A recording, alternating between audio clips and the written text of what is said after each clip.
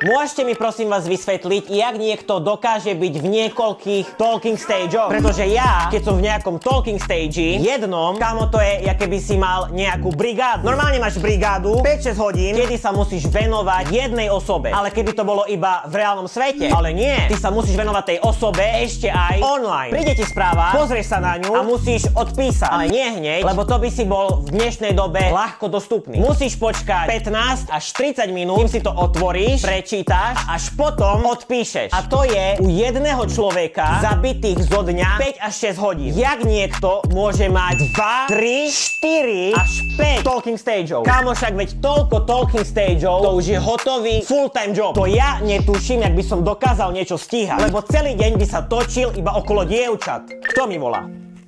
Šéf mi volá. Však veď je 6 hodín večer. Na čo mi volá šéf? Zdravíčko vedúci, počúvam, projekty, že som neodovzdal a minulý týždeň bol deadline, no však veď inú robotu som mal vtedy.